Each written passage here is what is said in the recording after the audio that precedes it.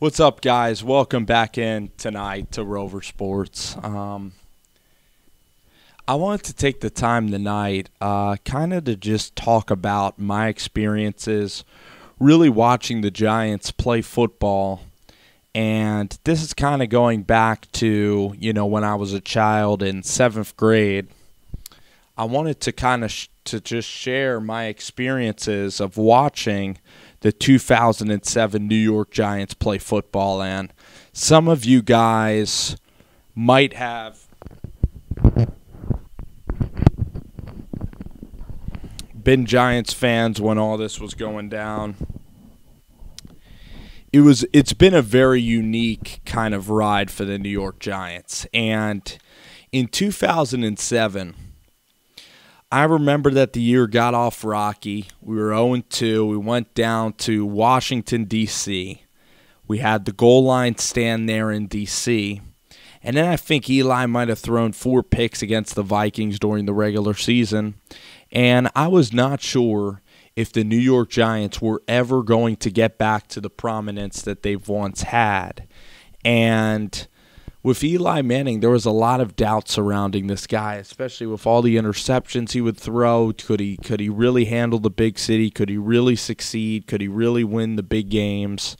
I believe the Giants lost 23-0 to Carolina the year before. And even though I think the Giants must have won the East that year.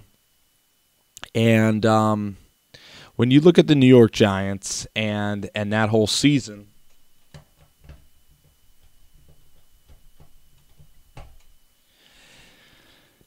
was wild. And the Giants that year played New England, and Tom Coughlin didn't want to rest his guys. And I remember watching this game. I was at a Florida home watching this one. And it was an amazing game. I wanted to beat the Patriots so badly. Plexico Burress had the game of his life. Eli threw for 300 yards, 4 touchdowns. And I was thinking, wow, holy shit, what a performance. That's what I was thinking, at the time. There is what a performance, what an incredible game by the Giants and by Elias and everybody involved with the process. Then the next week I was thinking, man, we just beat Buffalo. Ahmad Bradshaw had the big run.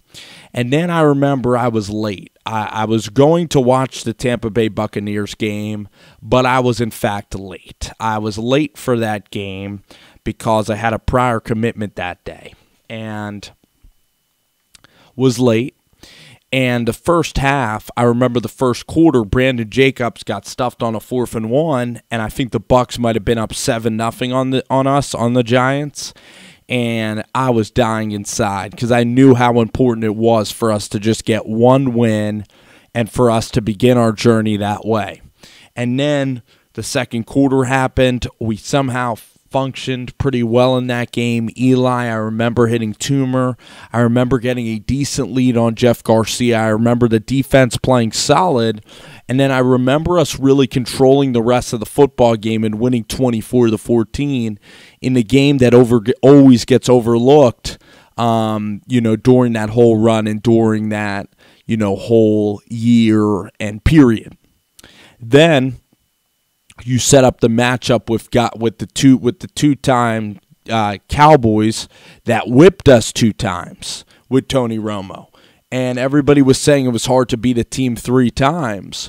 But that entire game was just an all-out war. And I had the pleasure of being there in the end zone at that football game. It was the last game in Irving Stadium, so it was the last time I would have ever had a chance to go. And I will say this about the Cowboys fans. They're very passionate about ball, very knowledgeable fans, and a very loyal and tremendous fan base. And they had the Jessica Simpson signs up, like "Stay home, Jessica," because Tony Romo and Jessica were in Cancun, and that was sort of a bad luck and bad omen for them. And that team had Terrell Owens. I think it had Miles Austin, Terry Glenn. I think it had Marion Barber and Felix Jones, but it was a very good running football team, and Jason Witten was still at peak of powers. And the funny thing about that football game was that the New York Giants in that game, I remember Eli hit Toomer down the sidelines, and we were already getting started, and we were already getting cracking, when Eli hit Amani down the sidelines that game. Took a 7-0 lead, but then the Cowboys, for pretty much the rest of the first half, especially the second quarter, they controlled all the tempo, and they controlled the entire flow of the game, and they also controlled the entire field and the entire clock. And I believe that they might have gotten up 14-7 on the New York Giants at that time. And then Eli operated the 2-minute drill. And if not for the 2-minute drill, it was a fantastic 2-minute drill. And then I think he hit David Tyree, or it might have been Toomer, in the back of the end zone right where I was watching. And that was one of the clutchest drives I've ever seen, because if the Cowboys would have went up 14-7 at half and the 2-minute drill wouldn't have happened, the Giants would have still been in really deep trouble in that football game. And being there, the Giants then, I believe, third quarter started out 14-all. Cowboys kick a field goal, really control it, but then Brandon Jacobs got going on the ground, and from pretty much the third quarter really till the middle of the fourth, the Giants were controlling the pace of the game, and the Giants then had control and were willing and ready to win the football game. And I remember Tony Romo a couple of times and having to survive, and I remember him converting a fourth down and just continuing to keep that drive alive. And I was so dang nervous. I think that by the time that the Giants had control, it was one of the biggest deals that I've ever been a part of as a sports fan. And remember, I was a 13-year-old at that time, so I was just kind of developing my love for sports, my love for the Giants football. And the reason I love Giants football, that, because Eli Manning was always he was always dogged on, and I kind of lived near the Philadelphia area. So being one of the only Giants fans in school, especially during that time, really a badge of honor, a badge that I still carry, to this day. And it kind of makes you as a person. There's a lot of Giants fans listening to this video right now that are surrounded by Cowboys, surrounded by fans that aren't their own. And it's always an interesting experience when you're one of the only guys in a certain area. And when your team wins and you can go back to school and you can travel in, and for me, I was still in middle school, so when I got in on Monday afternoon from the game, knowing that I just saw and flew in and saw a football game that the team won, and wearing your Giants gear everywhere, I purchased the "We Made T.O. Cry" shirt that I have to find. It was one of the great moments that I'll forever remember. And when your team goes and wins a road playoff game, and if you get to attend that road playoff game, the camaraderie that you have with your fans, when you're down there, you go to the end zone, and you're down there, and it's just all your brothers, everybody from your fan base is down there on the field or down there by the end zone. And players are throwing gloves up to people, and you're just sitting there and you're cheering on your team, and you're with your family, you're with your brothers, you're with your brethren, the Giants' brethren that day, and you stay late, and you could stay at that stadium for near 4 hours after that damn game as Dallas fans just head out deflated that their season is over, and it's so quiet except for your contingent. That's the ultimate feeling as a football fan, is when that stadium is dead silent and you are the minority in the stadium in terms of your fan base, but yet when you win a game and it's quiet as a church mouse in that stadium, there is not a more powerful feeling. And when Tony Romo let go of that ball, and that ball hung up there in the air, that ball I think hung up in the air it lasted like years off of my life. And when R.W. McQuarters caught that ball in the end zone to secure that interception, when he broke in front of the football, I think it was intended for Witten, and then he just fell in the end zone, and the whole sideline just went wild, knowing that you have slayed the dragon, that you have lost twice to these guys, and in the game that matters, you win.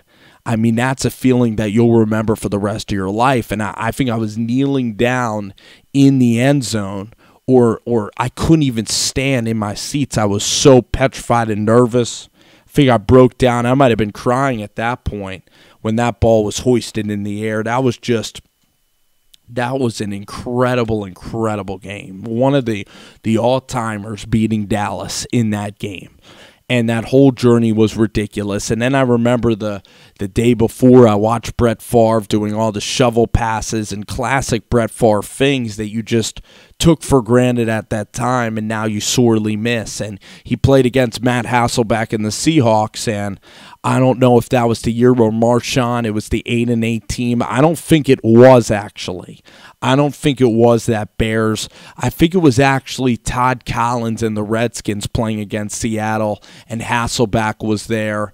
And then Hasselbeck went to a frozen Lambeau Field, and it wasn't the time when Hasselbeck threw the infamous pick six to Al Harris, where we'll always remember we're going to get the ball and we're going to score. I think that might have been like a Sunday 1 o'clock game or a Saturday game. That was one of the great games of my childhood as well. But the Packers beat Seattle, so then we have to go to Green Bay. We have the last game. I'm watching this one at home, invite friends over for the game. And I remember Phillip Rivers, I think, torn ACL, still plays, valiant effort, but the Patriots still win. So the Patriots are now looming in the Super Bowl, and it sets up the game of all games, the frozen tundra game, where it's the coldest playoff game in the history of NFL history. Said that twice. And this game, I mean, had it all. It had the Donald Driver touchdown. It had Eli to Plexico. It had Brandon Jacob runs. It had a couple of Bradshaw runs. But Eli and Plexico were picking Al Harris apart.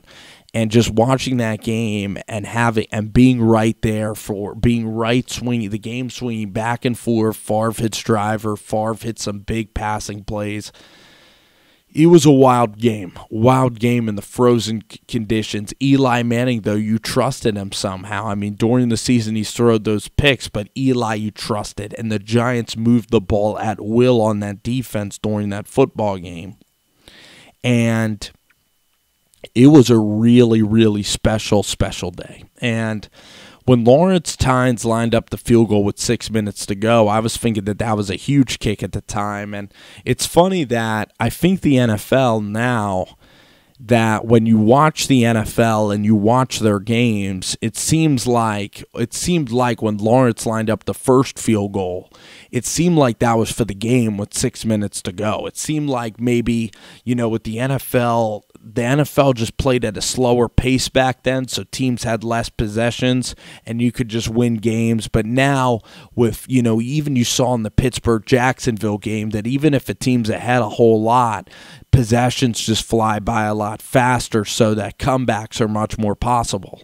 But that day was cold and whatever. And Lawrence, I think the first kick, I don't think he pushed it right. I think it was a dead pull. I think he just missed it left. And then Giants get the ball back. Giants then have a very nice drive where I think Eli hit Steve Smith a couple of times, and they kind of move into range where they're setting it up. I believe it's 4 seconds left from the right hash, it's about a 39, 38-yard attempt from the right hash to go on and literally play in the Super Bowl. And the biggest kick of our lives, the biggest moment for Giants fans, really of our lives. And I didn't know if we were going to make the kick, but I did not consider the miss. I knew that he missed earlier, but I was like, it's our time.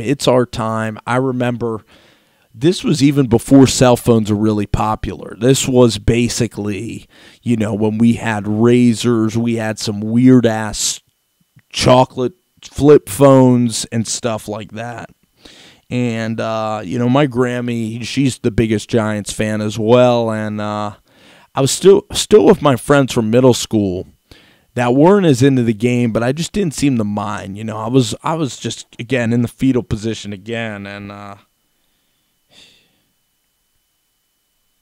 when that kick missed, and it was a dead pull, and Green Bay went wild, that was a near tearful experience. I think that that was probably the most emotional I maybe ever felt before. More emotional than the Green Bay game. And as a New York Giants fan, I mean, losing to the Eagles was tough.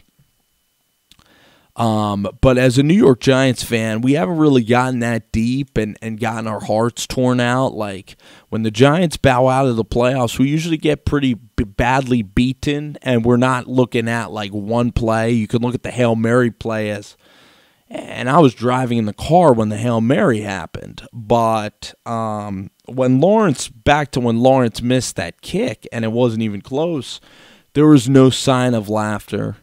But there was a feeling like, this is the Giants. This shit's just going to happen. The Giants fans, it just never comes easy for us. You know, this is Giants football.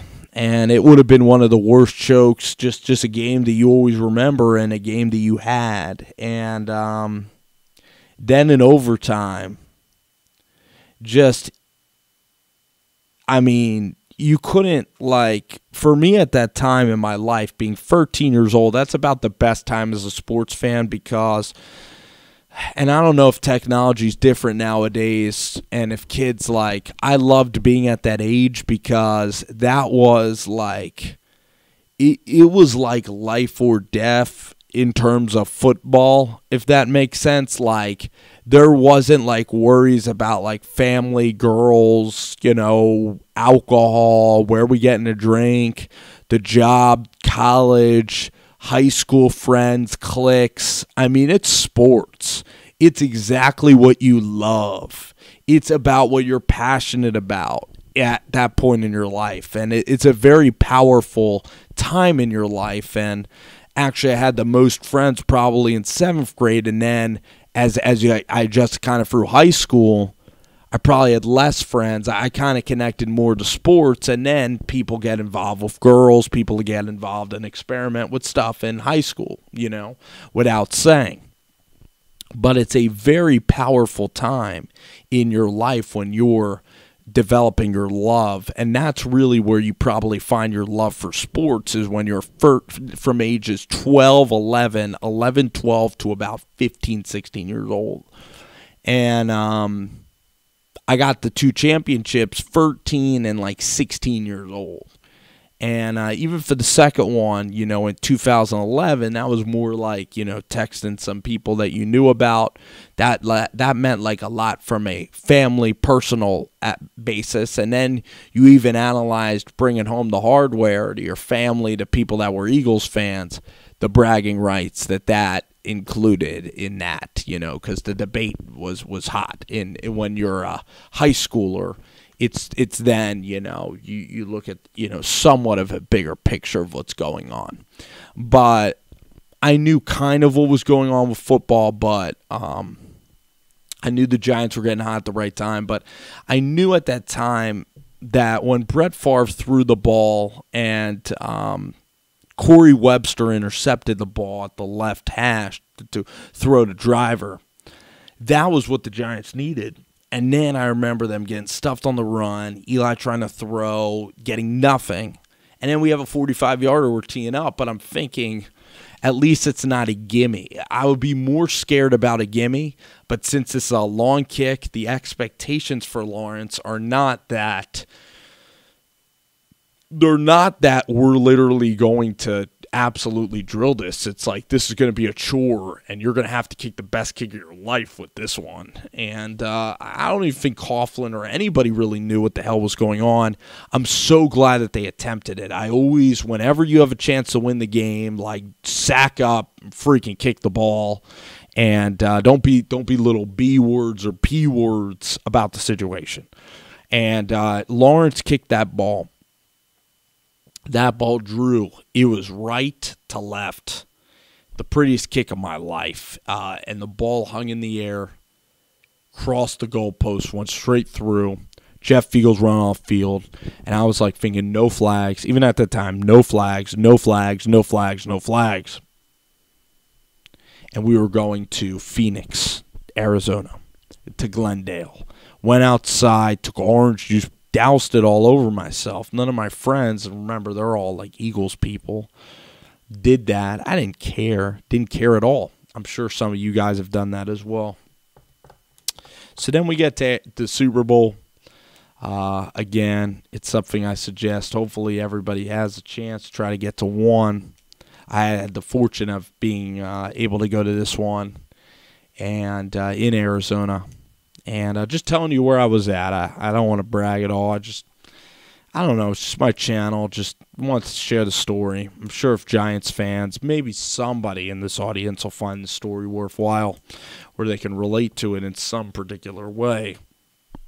But we got to Arizona. And when you go to a Super Bowl, it is literally like a war. It is you versus the opponent. And it's the whole town. It's your giant. You're always focused on your team's contingent versus the other teams. Like how many Giants fans, how many Patriots fans, and every single shirt is either Giants or Patriots. Everybody's talking about who's going to win the game. Everybody's out in the streets bannering who's going to win this football game. You always are with your fans. You're rallying. You're like, we're going to do this. We're going to beat the Patriots. Everybody's high-fiving. It's an incredible scene. Everybody's hating, the Patriots if you're a Giants fan. It's like an all-out war. When you get to a Super Bowl and you play a team in the Super Bowl, you're automatically going to have that hatred for that team. Unless you're maybe Buffalo and you go 4 years into the Super Bowl. But again, it's a freaking war. Like the build up to the Super Bowl is absolutely fantastic. Of you versus the other team, of you, the talk of the Super Bowl. It's you versus, and when you get there, the stage is so magnificent. It is the greatest championship in the history of sports. It's probably winning a Super Bowl as a fan of the team. I don't want to get to that too soon. So the game kicks off. You're in Arizona. You have to go through all the security, which I really support how seriously they take in security, the lines. The game is crazy. The whole environment, and you're a little nervous. You want to get to the game on time, and it's kind of a process getting into the stadium. That's the only part, is like you're a little nervous about how long the line is, getting situated, because when you're watching the Super Bowl, it shouldn't be a comfortable experience if you're a fan of the team. If you're a neutral fan, you can learn to kind of enjoy the game and kind of relax and take it all in. But if you're a fan of the team, you know that today is like the most monumental day, especially for the Giants that haven't won a championship in 17 years, and Eli Manning's on this stage. It's crazy that the Giants were even in this situation to begin with. So at that point, Eli Manning, the quarterback of the football team, he's kind of my favorite player. And the reason I thought the Giants had a chance was I was a seventh grader. I was like, this is something. I came all the way out here. This is like the moment in time. This is the moment. They're 18-0. Nobody's given the Giants an opportunity to win this game. We're the biggest underdogs ever, but Eli is the underdog to Tom Brady. Tom Brady's the authority. Tom Brady's perfect at everything he does. Eli gets no respect. Eli is the ultimate. He is the ultimate David in David versus Goliath, and that's what it was. And for the Giants defense, like watching that game, watching the effort of Strahan and Tuck, watching the sacks, I didn't analyze in the game how close the Giants were keeping the game. I didn't appreciate, during the moment, you didn't take a step back to think how incredible this defensive effort was. But you looked at Eli, you saw a couple of Lawrence Tynes field goals. Tynes was really good that day. And the Giants were moving it. Patriots were moving it. It literally, people didn't like it, but I thought it was just incredibly riveting still. I mean, just being at the game, I still thought the first 3 quarters are riveting. It was just a gruel, a grind, a freaking battle.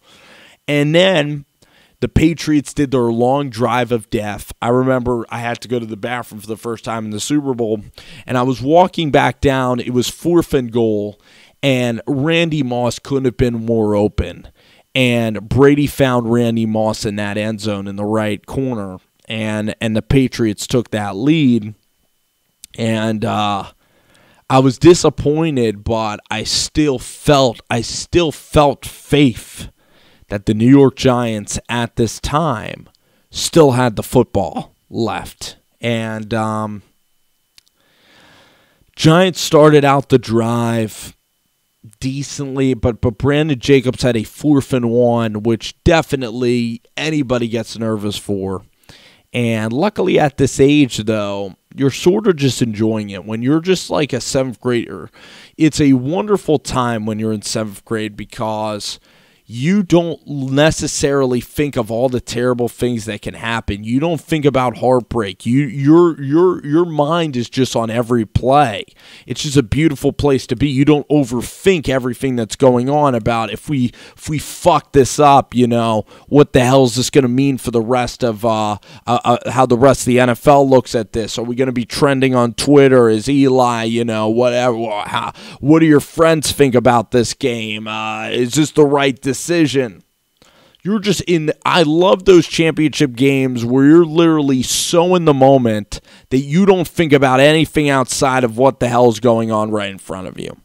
And your just entire soul is invested into a football game. Entirely. You're not thinking about anything else in the world. That is the most beautiful feeling in life and as a sports fan, and that's how I know that I am the biggest New York Giants football fan, because there was nothing on my mind but that football game. And then Jacobs hit the 1-yard run. We got that, which was incredible. Asante Samuel drops an interception, and then you're thinking, oh my gosh. But then the play, really, I was in the end zone. The play to David Tyree is the greatest play that I've ever seen, because I've never seen Eli Manning. Michael Strahan said this too. I've never seen a guy who usually trips over his own shoes, and this guy, was literally getting mauled and hacked by 2 Patriots, 300-pound defensive linemen like Seymour, who's a great player, and Eli breaks free. And when I saw Eli break free, all the fight, all the David versus Goliath, I am thinking at that moment that the New York Giants have an opportunity to actually, and then when that ball was thrown in the air and it just hoisted in the air and David went up and made a contested catch, from the vantage point of seeing it in the stadium, I didn't even look at the replays. I was very excited at that moment. I was like, this could be magical. And I was thinking could be a magical play and a magical day. Magical. But at that time, though, I still, even though I was enjoying it, I still was nervous throughout the entire thing. Like, even though I said I wasn't completely nervous, I was still so dialed in every play. And now we were so damn close to upholding a Super Bowl and the championship and a world championship. Whew. The 3rd and 12 to Steve Smith. That's the ultimate forgotten play. That is one of the greatest rollout throws that I've ever seen. And then with 35 seconds left, Eli then lofts a ball into the air right into the end zone I'm sitting at, and Plexico brings the football down. And yeah, my gosh. Incredible.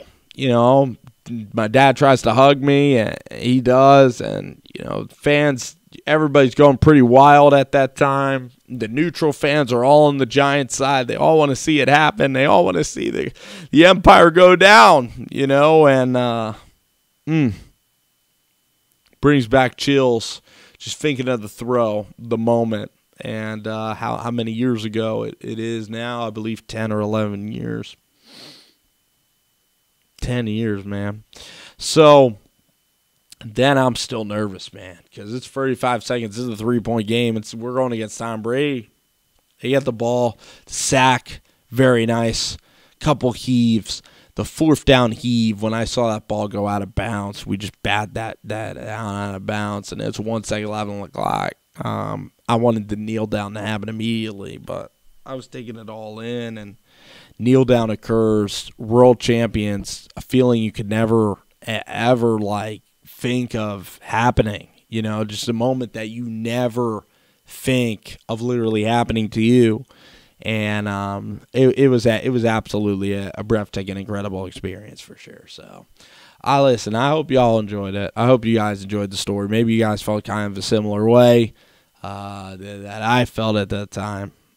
It was a brilliant season. It was crazy, and it was the ultimate David versus Goliath moment for us as New York Giants fans. Thanks.